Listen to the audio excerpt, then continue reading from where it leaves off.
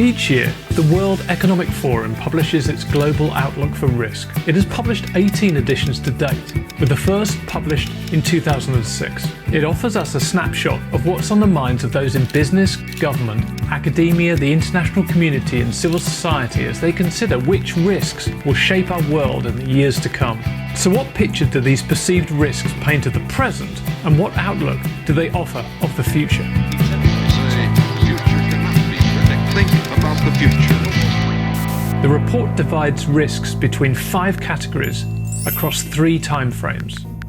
The top risk for the coming 2 years is the cost of living crisis, and over the next 10 years, a failure to mitigate climate change. What belies this headline is a world characterized by a wider range of interwoven risks, setting the stage for a unique, uncertain, and turbulent decade to come. Let's look more closely for a moment at where we are in 2023. The report suggests that the outlook is marked by a set of risks that feel both wholly new and eerily familiar. Older risks include price inflation,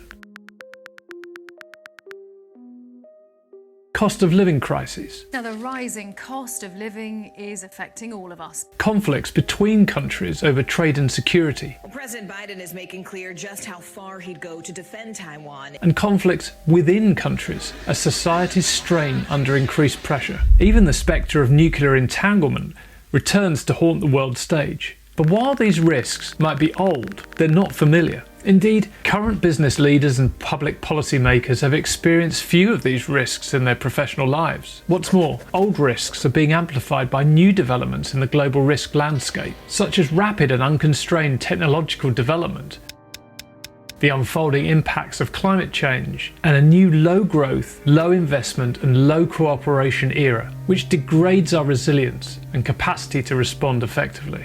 The short-term 2-year outlook sees the cost of living crisis top the ranking on grounds of severity, with the near-term effects of a climate in flux translating into an elevated risk associated with natural disasters and extreme weather events. Geoeconomic confrontation claims 3rd spot, and an interesting dance is emerging between climate change mitigation, i.e. cutting emissions to reduce the size of climate-related risk, and climate change adaptation, our ability to cope with climate-related risk. As the 2030 deadline to avoid exceeding an unsustainable 1.5 degree of warming looms, short-term preoccupations are distracting us from cutting the scale of the challenge that we are handing down to ourselves in the future.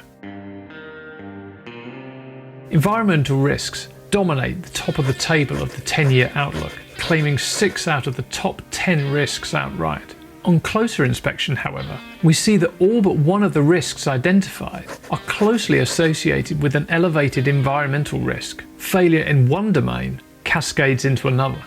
What's also striking is that the report's contributors felt we are least prepared for climate and environmental risks.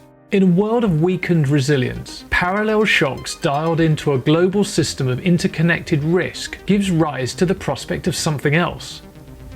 Polycrises.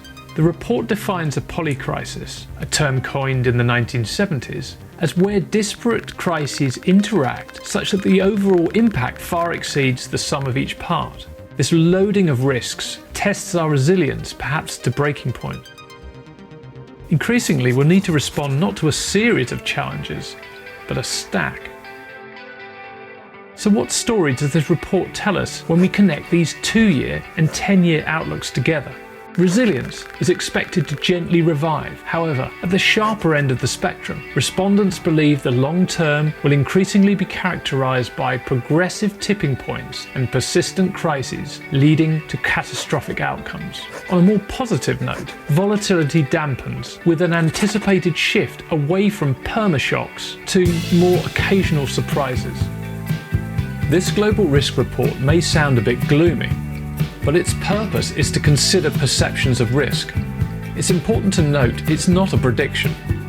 It's simply presenting one outlook for the short and longer term future, and in doing so, it aims to influence the agenda and set people's expectations. Use it as you see fit, as a point of reference, or perhaps as a primer for your own conversations on preparing for the decade ahead.